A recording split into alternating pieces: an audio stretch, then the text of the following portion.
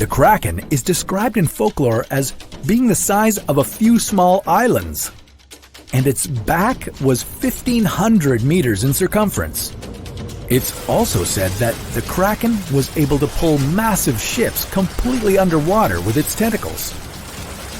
How strong would it have to be to pull this off? Well, Archimedes' principle states that the buoyant force of an object submerged in a fluid equals the weight of the fluid that the object displaces.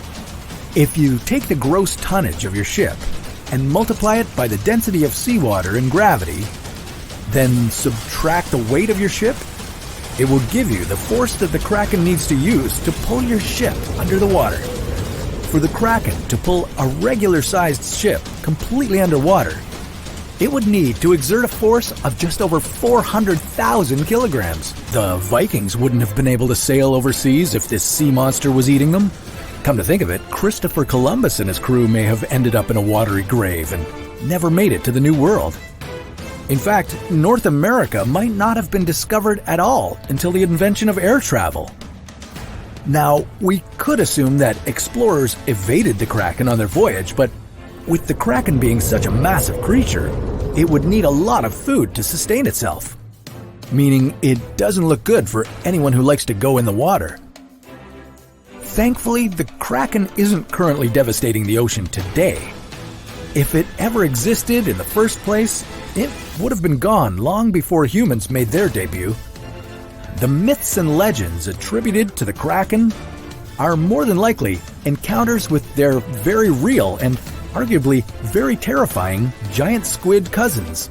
Cephalopods are soft-bodied, so they have no bones to become fossils. That would explain why we haven't found any remains of a Kraken. But it also proposes a terrifying possibility. If the Kraken lived by the laws of science, it wouldn't be immortal, which means there's more than one. And they're breeding. Baby Krakens.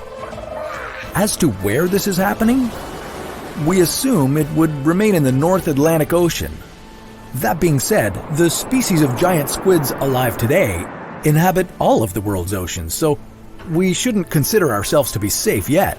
This is the legendary sea monster. It's massive, terrifying, and hungry. Thankfully, it's just a myth, right? What if this behemoth of the sea actually existed?